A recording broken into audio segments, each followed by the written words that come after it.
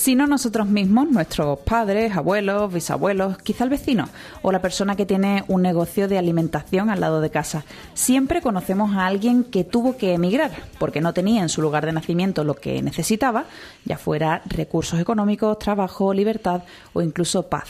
Pues un artículo acerca de esto, con este título, vean, ¿cómo vamos en migraciones? En la web de Cristianismo y Justicia, con la firma de doña Cristina Manzanedo. Doña Cristina, encantado de volver a saludarla. Buenos días. Buenos días, igualmente. ¿Desde Madrid? En Madrid estoy, sí, con una mañanita muy variable. Ha amanecido sol y ahora está otra nublado y con viento. Eso de cómo vamos en migraciones es como una pregunta lanzada al aire, Sí, el título me lo sugirió un amigo mío que hace unos días me preguntaba, ¿cómo vamos en migraciones? Que ahora ya no se oye hablar de los refugiados sirios, no está llegando gente.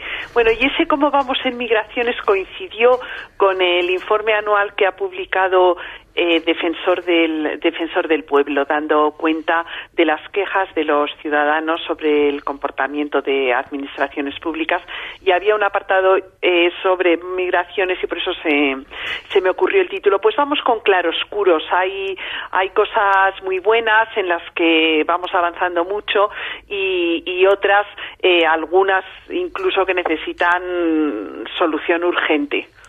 Hablando en el artículo, muy buenos días, doña Cristina. Buenos días. Hablando en el artículo de esa memoria del año pasado del Defensor del Pueblo, algunos datos destacados son las 400.000 solicitudes de nacionalidad española pendientes de resolución o las 34.000 solicitudes de protección internacional, las más de 29.000 personas interceptadas intentando llegar a España de forma irregular. ¿Qué conclusiones podemos sacar de estos datos?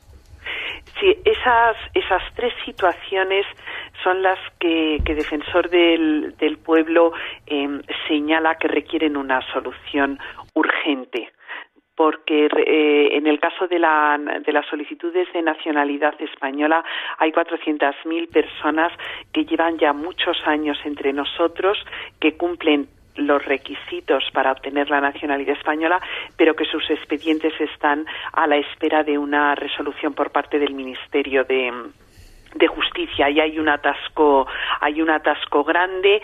En el caso de las solicitudes de asilo, la responsabilidad, sin embargo, es de Ministerio del Interior. Los solicitantes de asilo tienen su vida en un limbo. La gente refugiada que llega a España y solicita asilo tiene que presentar una solicitud que se analizará y luego se le dirá si sí o si no.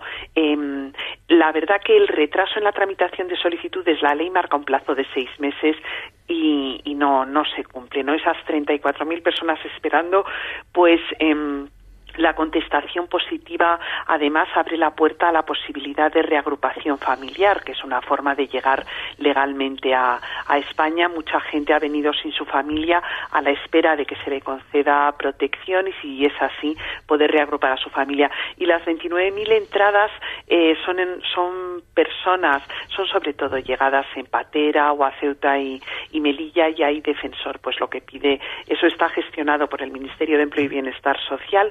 Y bueno, la verdad es que hay mucha gente que está llegando y detrás de esa manta que vemos en el telediario, pues lo que hay es, si no puede ser expulsado y devuelto a su país, hay gente que no puede ser expulsada, pues se queda en situación de calle. Esas son las tres situaciones que responsabilidad de distintos ministerios que, a juicio de Defensor del Pueblo, requieren una actuación más urgente. Ahora estamos en una época de constante movimiento migratorio. Hablando en el caso de nuestro país, pues de españoles que van al extranjero o viceversa, de extranjeros que vienen a nuestro país. ¿Son más difusas las fronteras o qué está pasando con este mayor flujo de personas migrando? No, las fronteras no son más difusas. Lo que vivimos es en una época de movilidad humana creciente. La ha habido siempre, como mencionaban al principio del programa, ¿no? La migración española a finales del 19 y el 20 pues ayudó a muchísimas familias españolas y contribuyó al desarrollo de los migrantes, de los países de origen y de los países de destino. La ha habido siempre, pero lo que es cierto es que ahora hay una tendencia creciente por distintos motivos. Algunos se pueden abordar, ¿no?, como son las oportunidades económicas en origen, la paz, los conflictos, la seguridad humana, el cambio climático. Hay otras que son difícilmente abordables, que son cuestiones demográficas. Europa envejece y sin embargo África pues va a doblar su población en los próximos 50 años, ¿no? Entonces, lo que es cierto es que la movilidad es creciente de gente que entra y gente que se va. En España ahora mismo somos ya 5 millones, hay 5 millones de personas extranjeras en un país de 46 millones que somos. Pues de esos 46 millones hay 5 que son personas extranjeras, 3 de ellos de países de la Unión Europea y 2 de fuera de la Unión Europea, pero junto a eso hay 2,5 millones de españoles fuera de nuestras fronteras, o sea que somos un país de gente que viene y gente que va. Vamos, somos ya un país mezclado, y muchos de nuestros hijos encontrarán oportunidades fuera en otros países y gente de fuera encontrará oportunidades aquí. Pero parece que cuando los españoles emigran, no son inmigrantes, es simplemente que han ido a buscarse la vida. Pero cuando los que vienen aquí de otros países sí son inmigrantes. Sí, pero las cifras, por eso a veces el poner las cifras, ¿no?, de que hay mucha gente fuera y mucha gente que viene, la verdad, claro, hasta cuándo es inmigrante.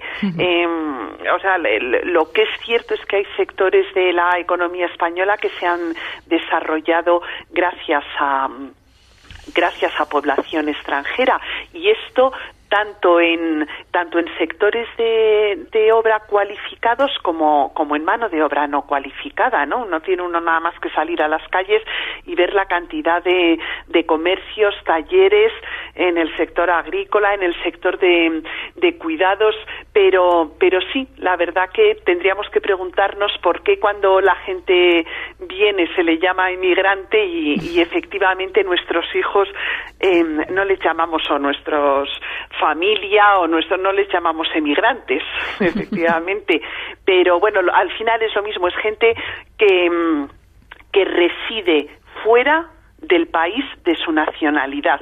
Esa es la definición de migrante. ¿Cuál sería el propósito del artículo una vez que usted se pone a escribirlo? Pues a mí, Defensor del Pueblo es una institución que me parece, viene recogida en la Constitución española, y me parece que es una institución muy útil a la ciudadanía. Y entonces por eso quise poner un poco el altavoz en la parte que aborda los temas en los que trabajamos, que es la parte de migraciones. Detrás de ese trabajo de Defensor del Pueblo hay quejas de personas individuales.